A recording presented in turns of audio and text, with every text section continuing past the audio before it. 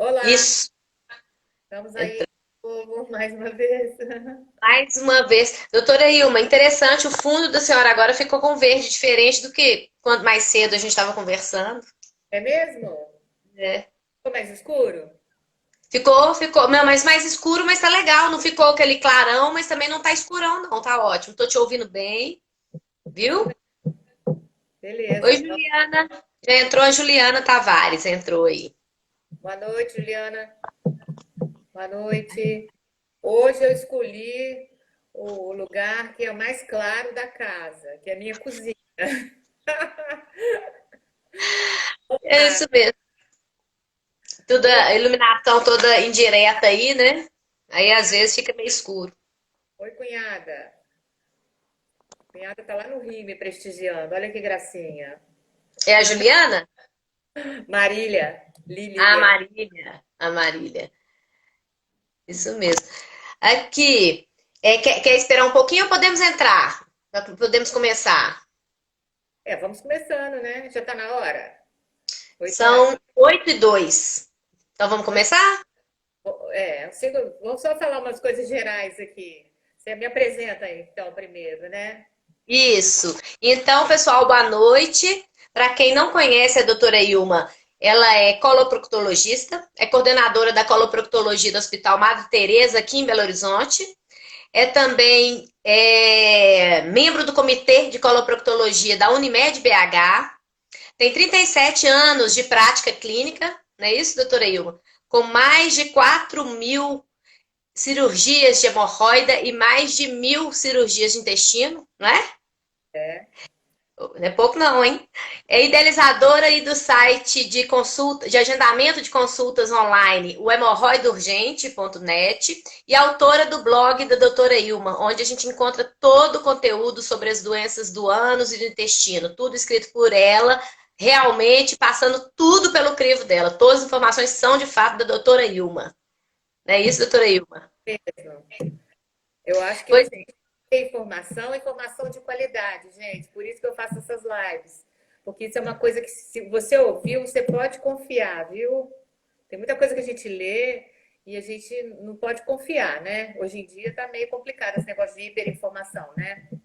exatamente, muitas consultas que a gente faz pela internet e vai acreditando e nem sempre tudo é real, né? Assim, e é confiável, né? O tema da live passada, né? Exatamente. E hoje o nosso tema é o sangramento anal, né? Porque muita gente acha que todo sangramento anal é hemorroida. Na verdade, não é isso. Tem tantas outras doenças e outros problemas advindos dessa, né? Que tem esse sintoma do sangramento anal. Doutora Ilma, fala um pouquinho pra gente quais são esses tipos de sangramentos. Olha, primeiro eu vou falar que o sangramento anal é a coisa mais comum do consultório. É a doença, é o problema mais comum que acontece no ânus é o sangramento. Mas é o que eu falo, eu examino muitos pacientes, mas eu tenho certeza que muitos eu não examino, porque eles têm medo da consulta, têm medo do exame e medo do resultado. Então a pessoa, quando vê o sangue, o que ela faz? Ela fica com medo, ela se retrai. Ah, eu não vou consultar, não. Vai que dá alguma coisa, né? Então, ainda mais hoje em dia, que todo mundo só pensa em doença grave, só pensa em câncer. É, Então a pessoa fica com medo. E às vezes é uma coisa simples. Por isso que eu tive essa ideia de falar sobre sangramento. Agora nós vamos começar explicando cada tipo de sangramento, o que, que pode ser e o que, que a pessoa tem que fazer. exatamente. E aí, senhora, cada tipo de sangramento ele pode ser característico de um tipo de doença, doutora Ilma? Porque o intestino é muito grande. O intestino tem 1,5 m de comprimento. E o ânus e a parte de baixo é só uma parte dele. E ele pode sangrar de qualquer parte dele. Pode sangrar da parte de baixo, da parte de cima. Cada sangramento tem um tipo específico, ele se apresenta de uma maneira. Então, vamos começar do sangue vivo? Vamos começar do sangue vivo, então, tá?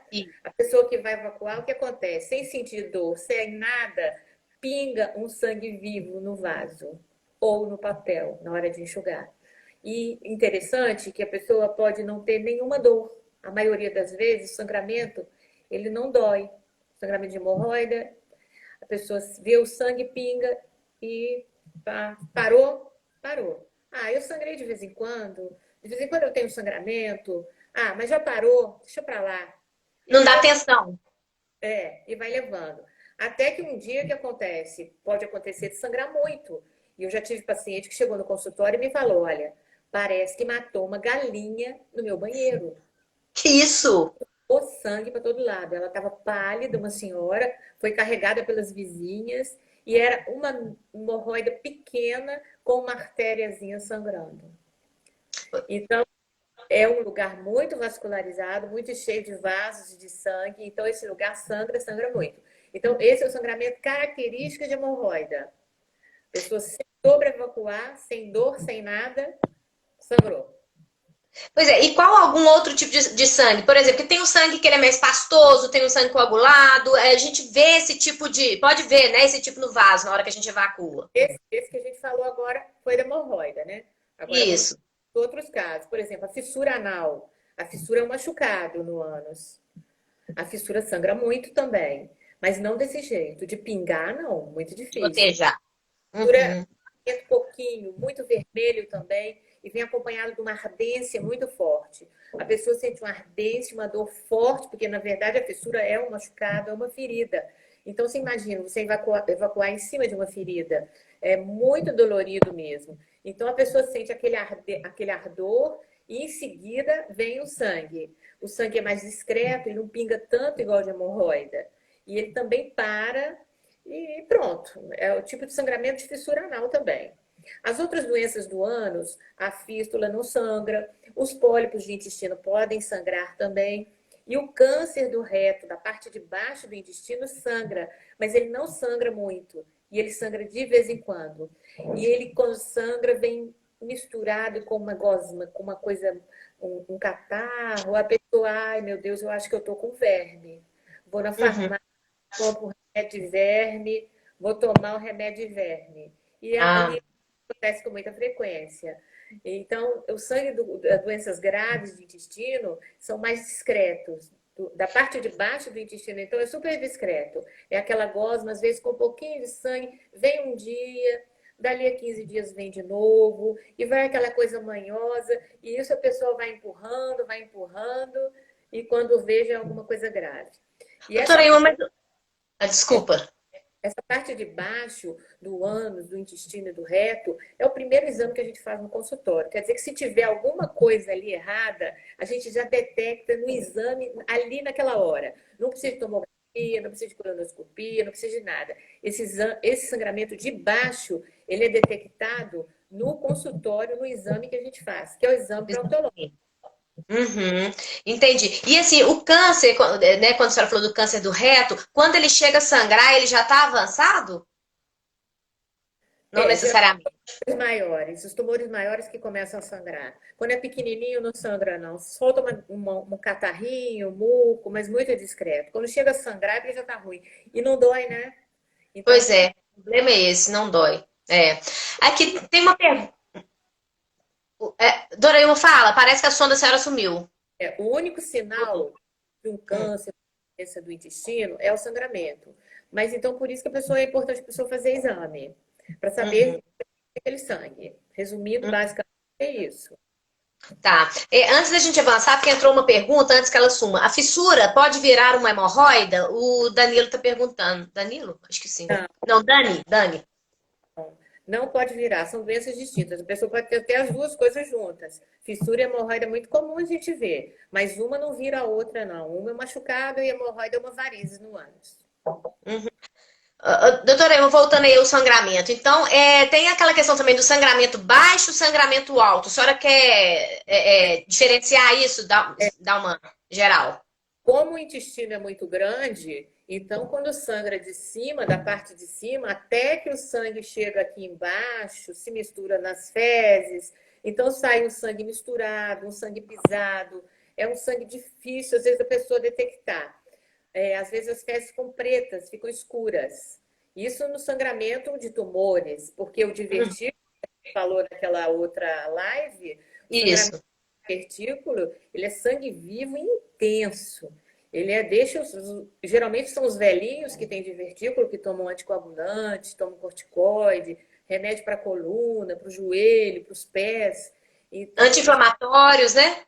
inflamatório. Esse sangramento de vertígula é o sangramento alto. É o sangramento que vem da parte de cima do intestino. E sangra, mas sangra muito de vertígula. E às vezes dá sorte, igual uma senhora essa semana. Uma senhora essa semana que me foi encaminhada, veio bem frágilzinha, mora num asilo de idosos e estava tendo sangramento, sangramento, sangramento. Eu falei, gente, vamos fazer, como é que nós vamos fazer? Ela é idosa, é difícil de levá-la para cá, para lá. Eu falei, então nós vamos fazer o seguinte, traz ela aqui, que nós vamos fazer o exame da parte de baixo do intestino e do ânus. Para a gente já, o que a gente puder fazer, a gente faz. Então vamos lá. Alguém traz, vamos ajeitar ela direitinho na posição, ela tolerou bem o exame e eu vi que na parte de baixo não tinha nada, que o sangue estava vindo de cima. Eu vi o sangue escorrendo lá de cima do intestino. Aí eu falei, esse sangue está vindo de cima. Aí a geriatra falou, bom, se está vindo de cima, de onde que é? Então, quer dizer, já orienta a gente, né? Isso. Ela tem? Será que ela tem divertículo? Ah, ela usa anticoagulante. Será que ela está sangrando de divertículo? Foi para a colonoscopia, no Madre Teresa. A médica colonoscopista, que é da nossa equipe, que é fantástica, Renata, viu uma artéria esguichando. Uma. Só, apenas uma, e que dava aquele sangue todo. Aí ela foi e colocou um clipezinho, parou de sangrar.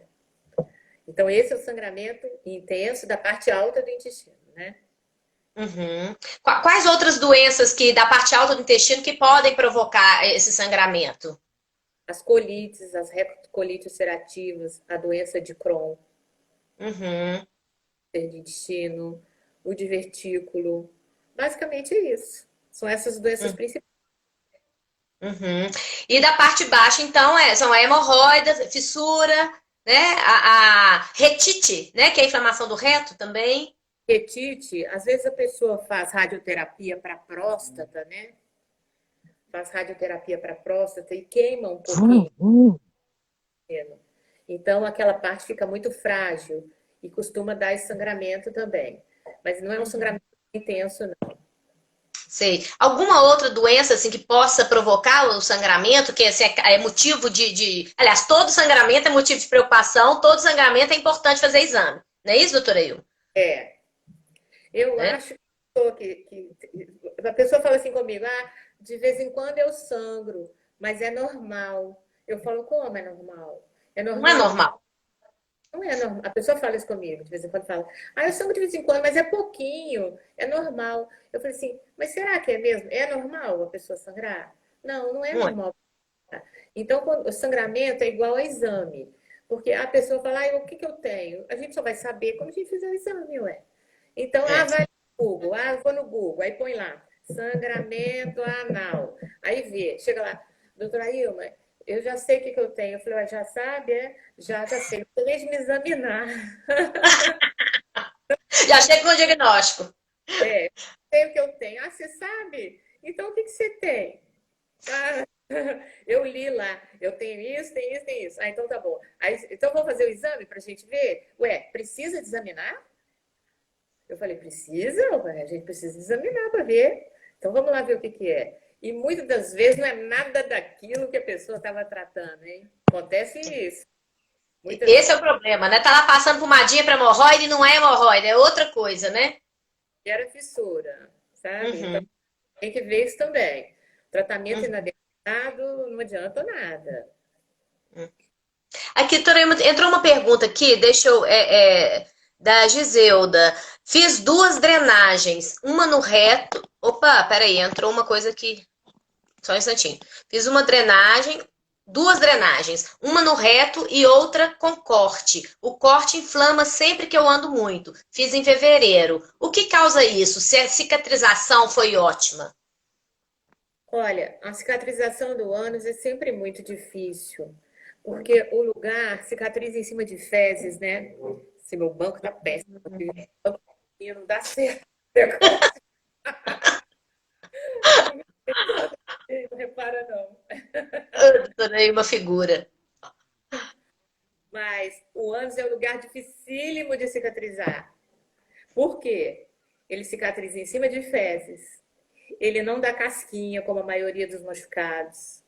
Ele é um lugar abafado, contaminado. Ele sofre o trauma das fezes, se são endurecidas. Se tem uma diarreia que é ácida, machuca. Então, enfim, é um lugar que cicatriza com muita dificuldade. Às vezes, uma cirurgia que faz leva até 6 meses para cicatrizar. Ah, e essa pessoa diz que quando ela caminha muito, que isso acontece, que é o sangramento vem. Então, é melhor, no caso, é o quê? E eu falo isso sempre com meus pacientes: olha, você está sentindo alguma coisa? Está sentindo alguma coisa estranha? Vem aqui que eu olho. Deixa eu olhar para ver o que, que é. Que aí a gente olha e fala: não, isso é normal mesmo, é assim, é assado. Mas só examinando para a gente saber, né? O que, que aconteceu. Então, no É, caso, ela fez uma cirurgia, deve ter sido a cirurgia de fístula, que é uma cirurgia que corta muito ânus por fora, né? E ela custa cicatrizar mesmo, isso é normal, ela falou isso mesmo, que o corte foi ao lado do ânus. Ela falou isso aqui mesmo, lá de fora. Agora, Cris, né? tem culto, hein? Oi?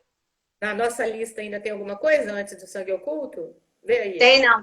Não, do sangue. Não, a gente já falou de todas as doenças. A senhora já falou da hemorroida, da fissura, do pólipo, da retite, do câncer do ânus e do reto. Ah, não, do câncer do ânus, a senhora não falou ainda. O câncer do ânus, ele não sangra, ele mela, né? Do ânus mesmo, Hum. ele mela. A maioria dos pacientes que têm câncer, eles acham que eles estão com hemorroida, eles acham que a hemorroida está inflamada, e fica aquela coisa melosa, dificultando a higiene, às vezes uma coceirinha. É uma coisa que não dói, não chama Não muita atenção, dói.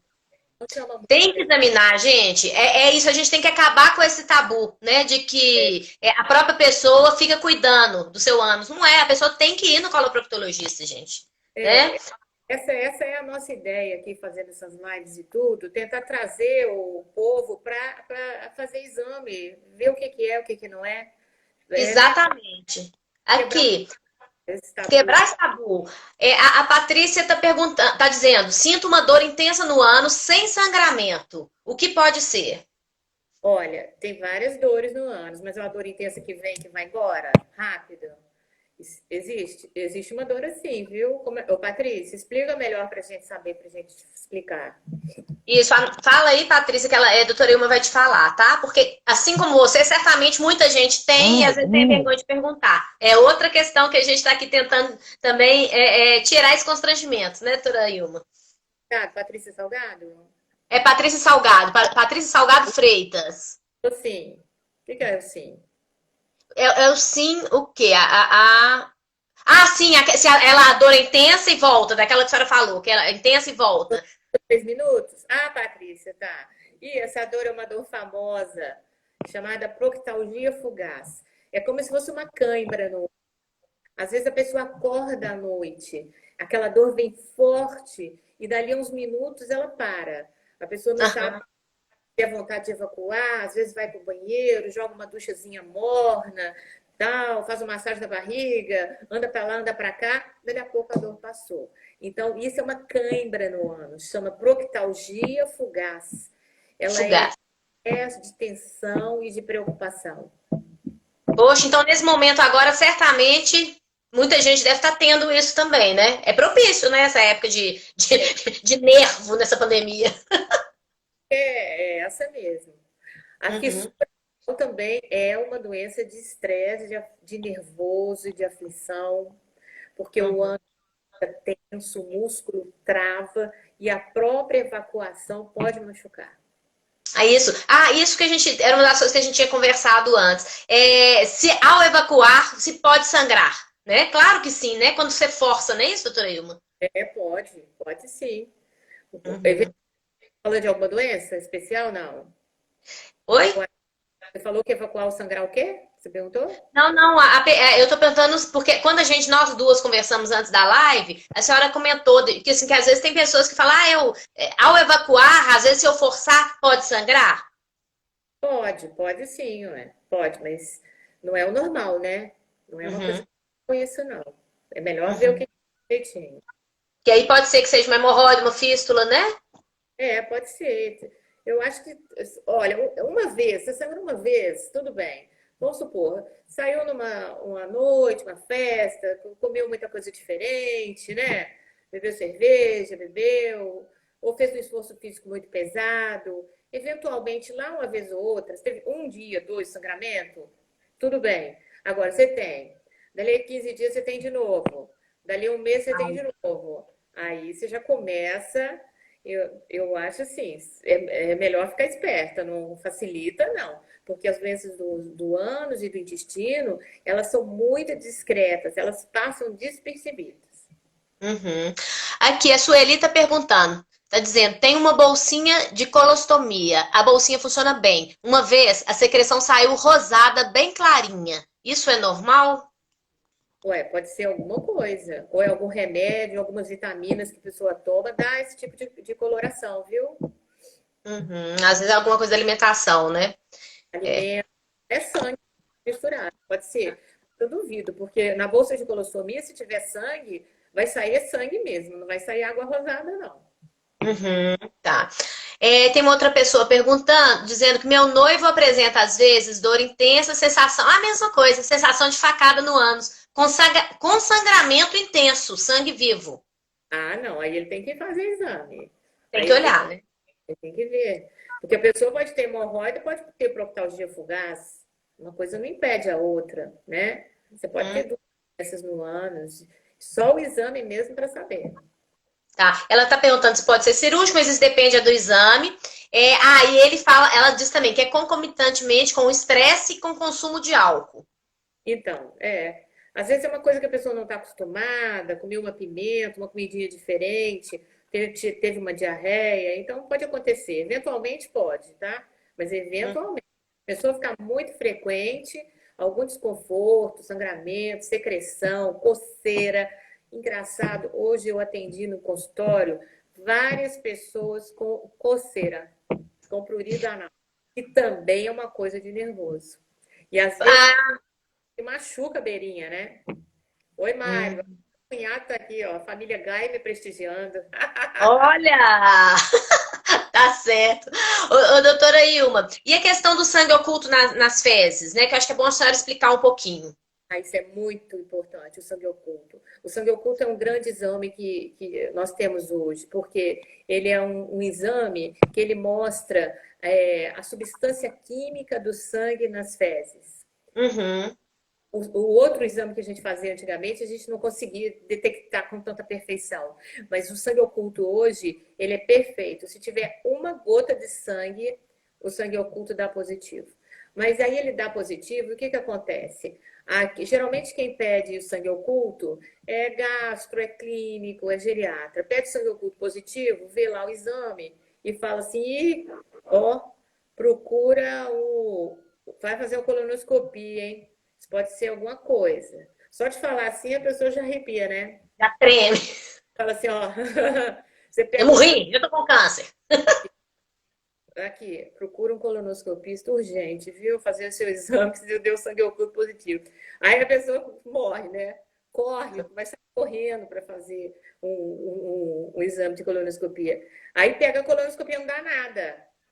Não dá nada, ué, mas então de onde saiu esse sangue? Aí vai lá no consultório. Doutora Ilma, eu já fiz, teve um que fez 3 colonoscopias. Eu já fiz Nossa, colonoscopias, porque eu tô tendo um sangue oculto e a gente não sabe de onde que é. Então, eu vim para a senhora dar uma olhada aqui para mim. Então, só de examinar você já vê. No ânus tem alguma coisa. Claro, né? entendi. Hemorroida, né? Hemorroida Ah, interna, meu Deus. E ele fez 3 colonoscopias pra descobrir que tinha hemorroida. uma fissurinha. Então, Hum, justamente o sangue oculto. Então, é assim, sempre volta a mesma coisa. A importância do exame local, né? A importância. é, O primeiro exame do intestino. Gente, anota isso, hein? é. O primeiro e o mais importante exame do intestino chama-se exame proctológico. O que a gente olha? Olha o ânus, olha por dentro do ânus e olha a parte de baixo do intestino, que é o reto. Isso No consultório, né? no consultório. O preparo é simples, o exame demora aqui uns 20 segundos, mais ou menos, 30 segundos. É rápido o exame. É garrafa. Preparo é simples, não precisa de jejum. Depois, posso trabalhar depois? Pode trabalhar antes? Pode almoçar? Pode. Não tem dieta nenhuma, é um exame simples, que eu acho que é a grande chance da pessoa se tratar bem tratada, é fazer as coisas certinho do jeito que tem que ser, entendeu? Isso. Doutora Ilma, a partir de que idade, se tem uma idade para fazer o exame de sangue oculto nas fezes? Não, não tem idade, não. Não tem idade, não. Uhum, tá. A Sueli voltou a falar aquela da bolsinha da colonoscopia. Ela falou que não é na bolsinha que sai a secreção rosada, é no ânus que sai a secreção rosada clara. É, mas isso sai mesmo, porque quando a parte de baixo do intestino fica fechada, quando a pessoa tem uma bolsa de colostomia, o que é a bolsa? A bolsa é o seguinte: o intestino é desviado para a barriga por algum motivo, para depois ele vai voltar a ser emendado lá embaixo de novo. Essa parte lá embaixo, ela está fechada, como se fosse uma bolsinha. Ela não funciona. Uhum, E o intestino, quando não passa fezes nele, ele está acostumado a conviver com fezes. Quando não passa fezes nele, ele começa a ficar irritado. Ele começa a uhum. soltar sangue, começa a soltar o muco, chama colite de exclusão. Ele não tem a presença das fezes. A presença das fezes é necessária para o intestino ser saudável. Olha que interessante, como é interessante a natureza, né? Isso, Exclusão, quando fecha a bolsa e volta o trânsito, ela melhora. Agora, entendi. tem uma hemorroida, pode ser que ela tenha uma fissura, pode ser que ela tenha alguma doença no reto ou no ânus, mas isso deve ter sido feito o exame antes da cirurgia dela, né? É. Ah, deve ter sido, com certeza, né? Ô, doutora Ilma, esses sangramentos, né, diversos que podem ocorrer, tem a ver com alimentação, com bebida, com droga, com alguma coisa, com cigarro? Tem, não tem. Isso é uma tendência, às vezes, também de família. Tem família que tem muita varizes, já viu? Tem gente que tem muita Uhum. fragilidade das veias. As veias são frágeis, da perna, e tem essa fragilidade dessas veias também no ânus. Então, não é nada de alimentação, não. Eu tenho perguntado muito aos meus pacientes, assim, quando você come alguma coisa, quando você come pimenta, pimenta do reino, a fama da pimenta do reino não é legítima, hein? Eu vejo no consultório que muitas pessoas usam pimenta do reino e não tem absolutamente nada. Pois é. Parece que virou uma lenda, né? Isso já, né? De alguma forma, né? Mas eu acho, Cris, vamos voltar aqui no sangue oculto, é o seguinte. Então, a pessoa Ah, que teve um sangue oculto positivo, não é para ficar preocupada. Não é se pega um sangue oculto positivo e fala, meu Deus, estou com câncer. Não é bem isso, não. Sangue oculto é o seguinte, saiu um sangue de algum lugar. E de onde que saiu? O exame vai mostrar. exato. Uhum. É isso que o sangue oculto quer dizer. Ele não quer dizer nada grave. Ah, e tem mais. A pessoa faz um sangue oculto positivo. Aí fica na dúvida. Aí eu vou repetir, sabe? Em outro laboratório. Não estou confiando nesse laboratório, não. Eu vou repetir. Aí repete no outro, dá negativo. Aí fala, tá bom, deu negativo, deixa pra lá, né? Mas o que que pode ter acontecido nesse caso? Hein? Porque é o O que que seguinte, pode ter acontecido? todo sangramento, ele não sangra toda hora, o tempo todo. Ah, verdade. É que Se a naquela pessoa morre fica anêmica e morre. Não é possível. aquela partezinha que foi, pode não ter, na outra pode ter. Aí tem gente que fala, eu fiz 3 vezes, hein? Deu um negativo, deu um positivo, deu um negativo, com a confusão que o pessoal arruma com esse negócio de sangue oculto aqui. Olha, tanto faz, gente. Se deu negativo, deu positivo, deu o que der, é igual a exame proctológico. Tem que, Basicamente, a gente tem que incluir esse exame de coloproctologia na rotina da gente, igual o ginecológico, né? A partir de uma determinada idade, né? é. Doutora Ilma, tem uma. A Esca está perguntando aqui se a varize das pernas tem alguma coisa a ver com problemas também de varizes no ânus. Tem famílias que têm. Tem famílias que têm varizes, tem tendência a ter as veias mais frágeis. Já viu? Tem uma que a mãe Uhum, tem, a filha tem varizes. E o ânus também, no ânus, a hemorroida é uma varize no ânus. Então, é uma fragilidade. Pode ser uma tendência de família mesmo. uhum. Então é bom ficar atento, né? Que no caso da hemorroida, doutora Ilma, ela pode. O esporte, a atividade física pode fazê-la sangrar? Provocar um sangramento? Pode sim. Às vezes, o mesmo atleta, eu tenho paciente atleta, jogador de futebol, que eventualmente tem, quando um Uhum. pouco além do treino, numa semana mais puxada, maratonista também. Eu já tive maratonista que estava correndo e no meio do caminho teve um sangramento. E ele continuou correndo assim mesmo. Ele continuou É, correndo. É um esforço muito forte, né? Que pode arrebentar uma veia do ânus. Uhum, entendi. De doenças, eu acho que a gente já falou de todas aqui, a gente abordou todas, pelo que eu tô vendo aqui no nosso roteiro. É, tem aqui, não, essa coisa, as doenças que são indolores, né? A senhora falou, o câncer, ele é indolor, né? E pode não sentir dor e tá lá, e sangrar, né? Né? O câncer é um delas, né? Tem também a doença de Crohn, né? E a retocolite ulcerativa. Essas são duas doenças inflamatórias, doenças autoimunes do intestino. São doenças muito complexas. Inclusive, tem um médico na nossa equipe, Dr. Wilson Geraldo, que ele é craque em doença de Crohn e retocolite ulcerativa. Atende todos os nossos casos, dos nossos pacientes, muito bem atendido, trata muito bem. Mas eu nem vou falar dessa doença, porque é uma doença muito complexa, não cabe aqui essa história. Uhum, uhum. É, bom, alguém mais aí tem alguma pergunta? A senhora tem algo mais a falar desse assunto? Porque aqui, deixa eu ver, aqui não entrou mais pergunta, não. As que tiveram foram respondidas. Deixa eu até voltar aqui.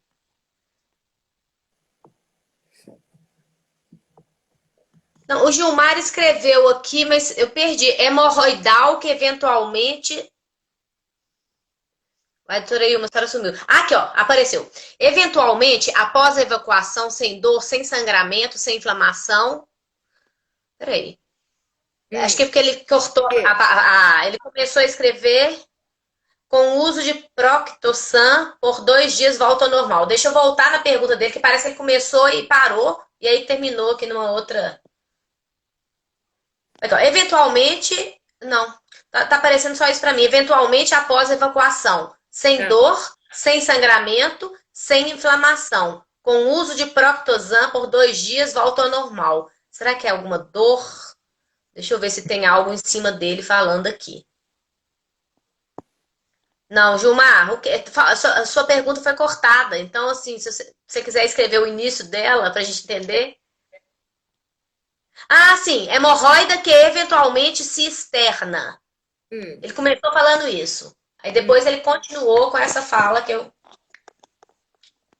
É, que a hemorroida sai para fora, é isso? Isso, e eventualmente após a evacuação, sem dor, sem sangramento, sem inflamação, isso mesmo. Com o uso de Proctosan, por 2 dias ela volta ao normal.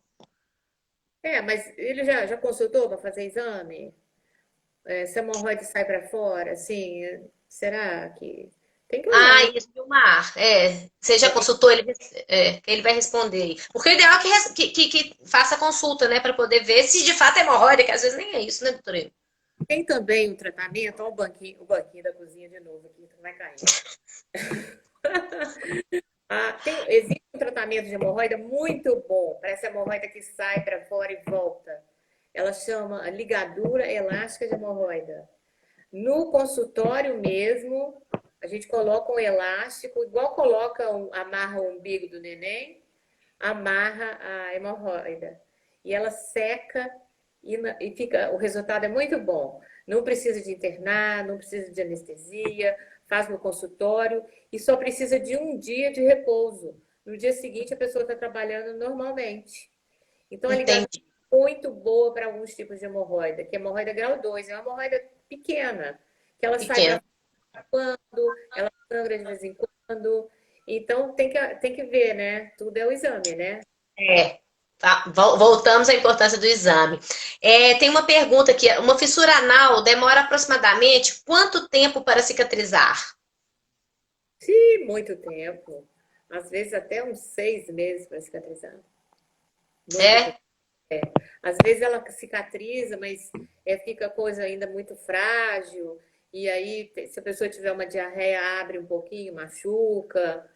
Fissura custa muito a cicatrizar. Tudo no ânus custa muito a cicatrizar. Porque é contaminado, é abafado, não dá casquinha e tal, né? Uhum.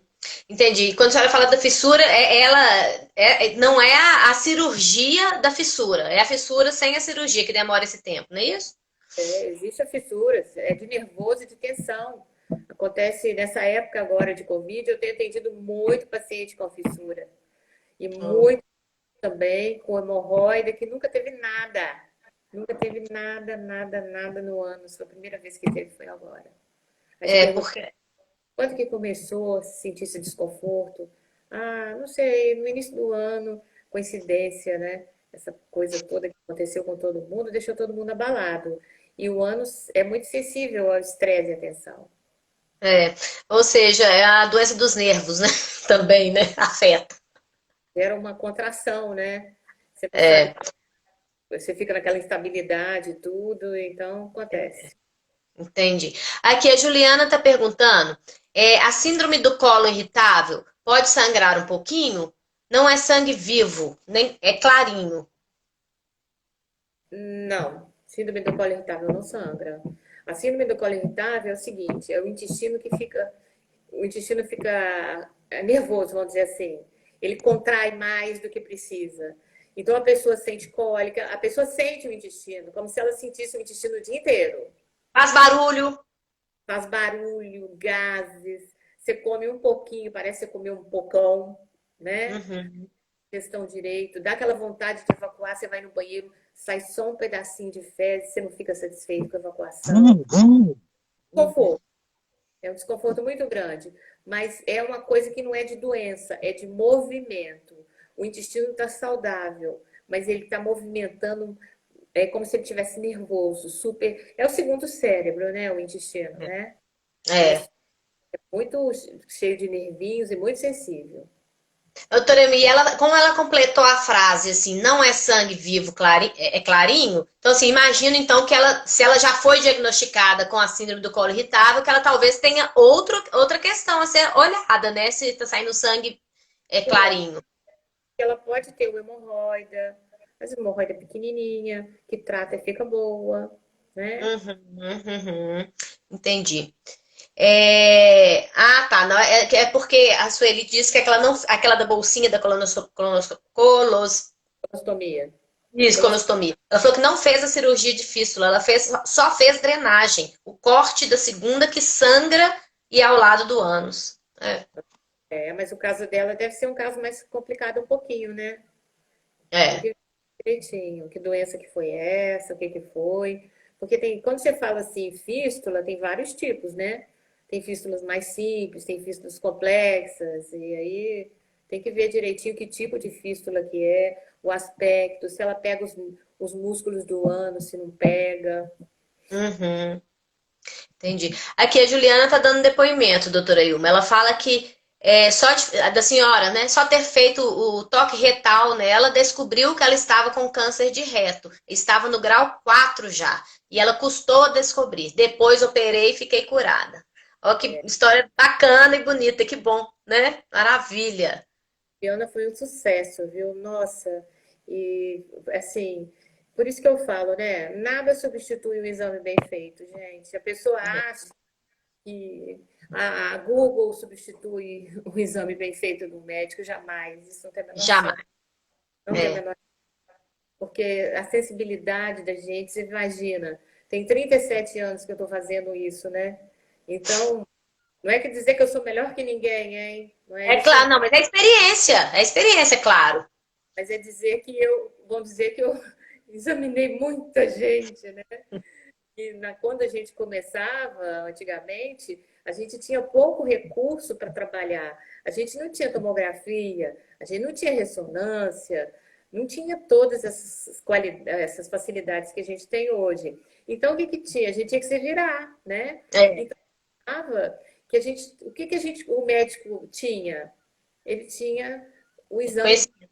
clínico, né? Isso. O E exame o do paciente. conhecimento, né? O exame clínico e o seu conhecimento, seu estudo e a prática ali do dia a dia, né? Então, você palpava o paciente, você palpava o abdômen do paciente, você examinava e dali você já tinha mais ou menos ideia do que ele tinha. E Uhum. 90% dos casos se acertava. É impressionante. Impressionante, né? Então, o que que acontece? A gente desenvolve essa habilidade clínica, né? Isso.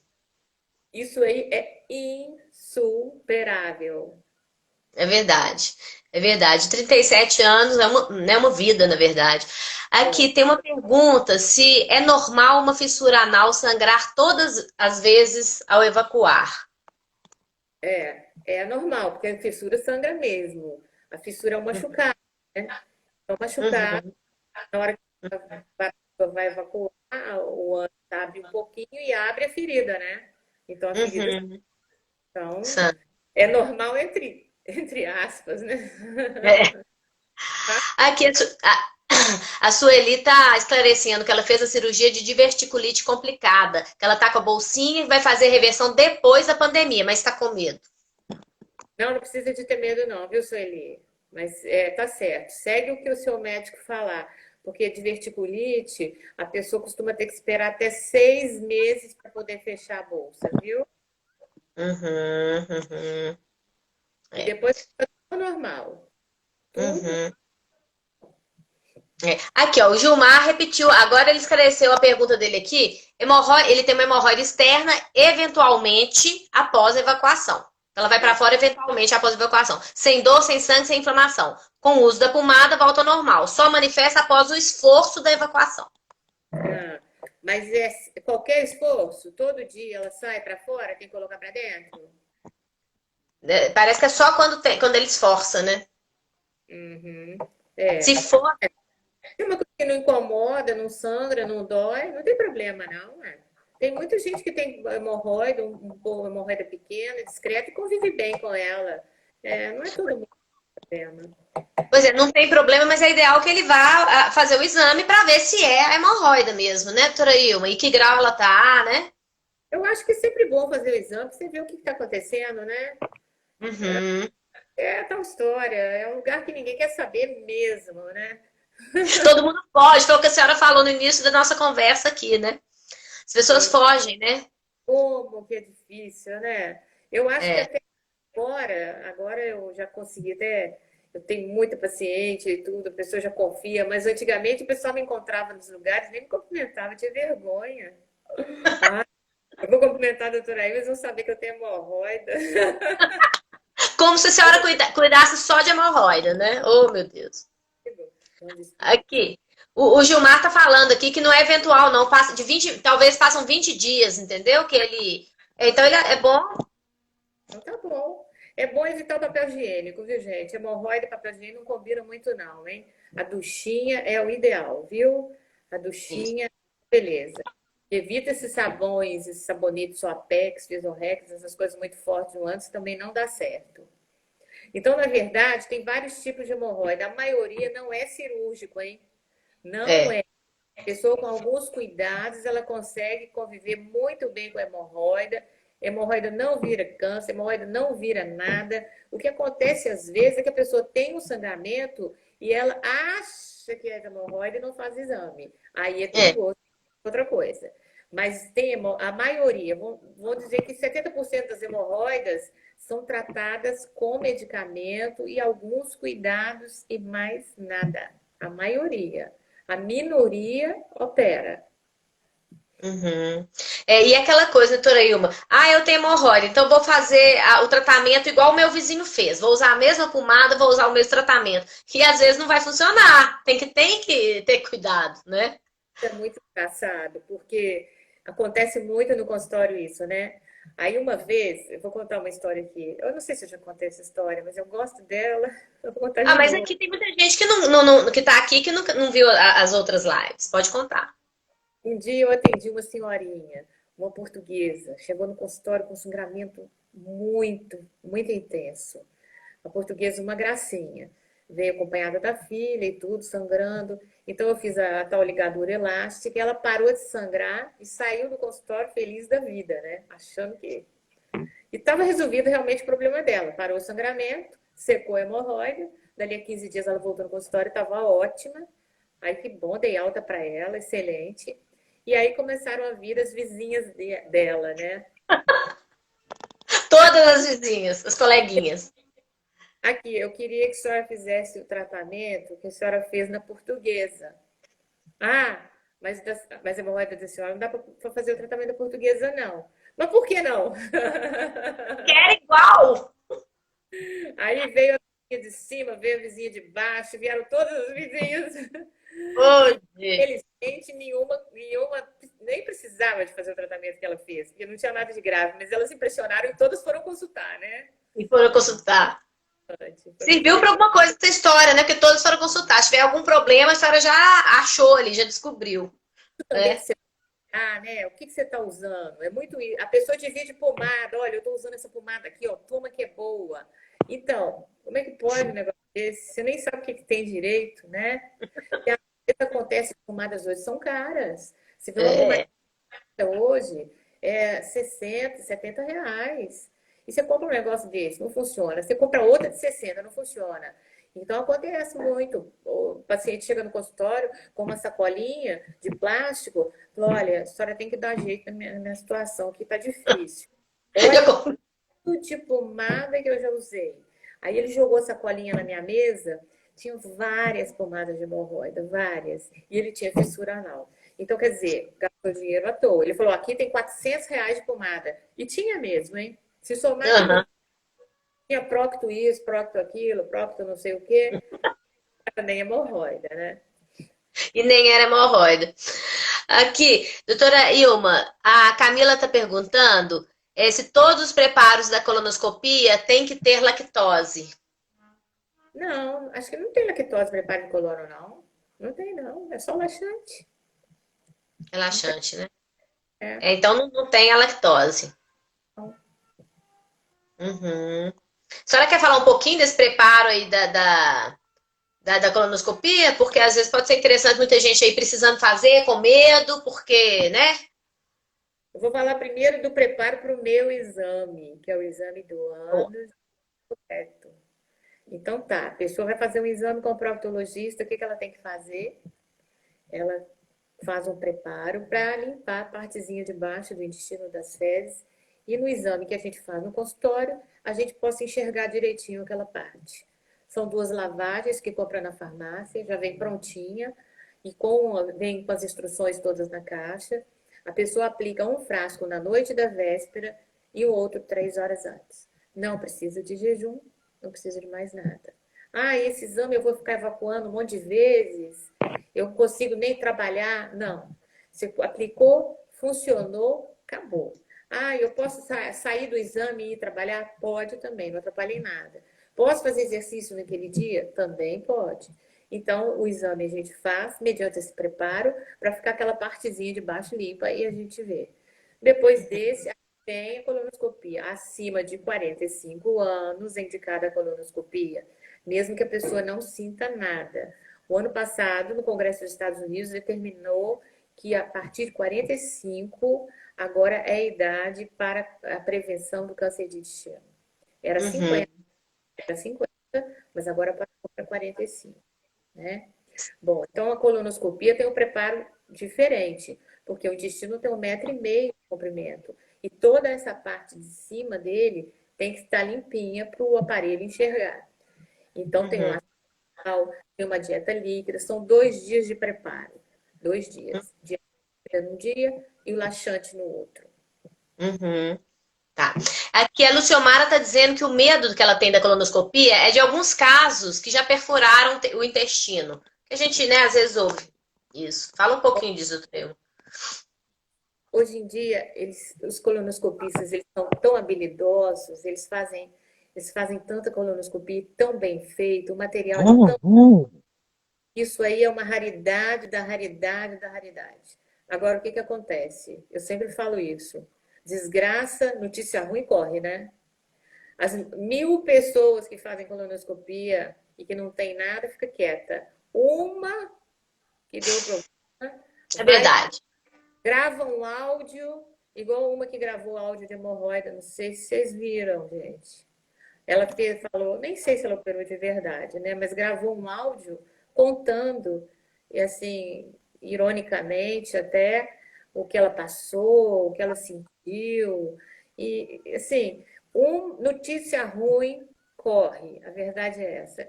E os jornalistas, meus pacientes, eu perguntei, da Rádio Tatiaia, eu perguntei para ele, mas por que vocês não dão notícia boa? Porque notícia boa não vende. Notícia ruim. É. Precisa mudar isso e por isso a gente está fazendo essas lives. Isso é um dos motivos também, né? A gente precisa trazer informação boa e de qualidade e confiável.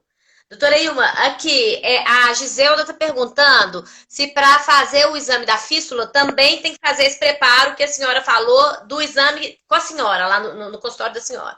Esse do fosfoenema. É melhor porque a gente faz o exame mais certinho, a gente vê mais a parte de dentro, confere tudo. É melhor fazer sim, é melhor. Agora, às vezes a pessoa está tão dolorida, não, eu tô com muita dor e tudo, dá só uma olhadinha para mim, depois eu volto para fazer o exame. Acontece isso também. A pessoa está dolorida, está desconfortável e quer que eu dê uma olhada antes de fazer qualquer coisa. Eu concordo, eu acho que também é uma boa ideia. Uhum, uhum. A Juliana está dizendo que já fez 5 colonos e que o intestino dela melhora muito depois. E aí eu quero comentar, eu tenho uma amiga também que fala que ama fazer colonoscopia, porque ela se sente maravilhosamente bem depois. Ela falou, nossa, eu adoro, parece que eu emagreço, parece que eu fico leve e eu sinto um bem-estar. Interessante isso, né? Detox, né, que faz, né? Olha, não sei se vocês ouviram falar daquele tratamento que limpava o intestino, vocês viram isso? Eu vi, eu vi. Daquilo, gente. Mas lançaram uma moda porque apareceu na televisão e tudo. Diz que deixava a pele da pessoa bonita, Bonita. fazia um detox. E aqui apareceu um lugar fazendo esse tipo de tratamento. Era R$ 1.500. Pois é. Tem ainda, e eu conheço gente que faz de 6 em 6 meses. É verdade? Ainda tem, Tem. Cris? Tem, eu conheço gente que faz de 6 em 6 meses e fala que faz porque rejuvenesce, segundo a pessoa, né? Eu não É, sei, né? e assim, falou que a pele fica linda, a pessoa faz qualquer coisa, né? Não imagina. Ai, é isso mesmo. É, É uma coisa meio indiana, não sei, né? Então, é, quando essa moda, falaram que você purificava seu chakra, umas coisas assim, né? Que você ficava todo purificado. Tinha uma coisa em volta disso, essa história. eles falam isso, mas parece que é uma coisa indiana, hindu, alguma coisa assim, um tratamento assim meio É bom, alternativo para nós, né? é bom limpar as fezes, porque as fezes, eu não sei, as fezes fazem parte da vida da gente, ué. É, Não é não? Nem exatamente. flores, né? Aqui a Camila está perguntando que a cola é indicada após os 45 anos, mas de quanto em quanto tempo? Ô, Camila, depende muito do que apresentar o resultado. Vamos supor, você fez uma colonoscopia, não deu absolutamente nada, ela vale 5 a 10 anos. Ela, Uhum, tá, o pólipo que é retirado na colonoscopia, ele vai para o microscópio e a gente vai saber que tipo de pólipo ele é. Pólipo hiperplásico, até criança tem.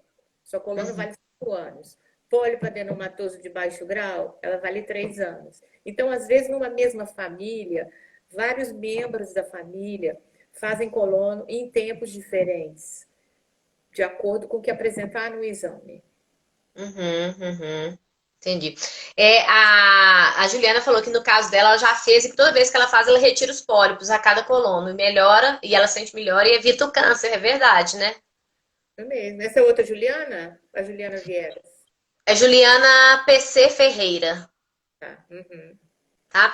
Aqui tem a Giselda tá perguntando se a senhora atende a Unifácil, porque a senhora atende Unimed, mas tem consulta particular também, tem outros convênios, né? A Unifácil, eu nem entendo direito como é que é esse negócio de Unifácil, porque eu não atendo, não. Diz que tem que ser atendido só num hospital determinado da Unimed, parece. Não pode, não aceito, não. Agora a gente aqui, Torailma, a gente tem 5 minutos. A senhora quer falar algo aí para poder para a gente encerrar? Alguém mais quer fazer alguma pergunta?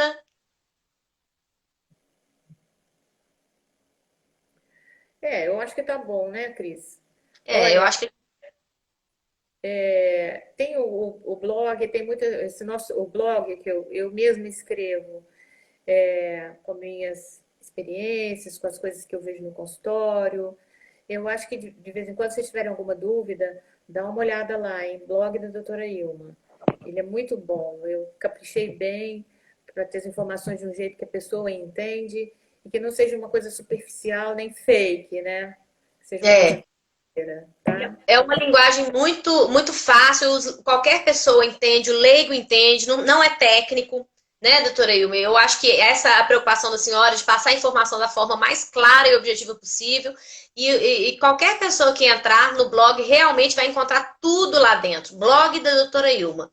Esse blog, gente, ele fica dentro de um site, mas se você der no Google blog da doutora Ilma, já entra nele. Mas ele está dentro de um site, que é o site chamado hemorroidurgente.net. Nesse site você pode agendar sua consulta online.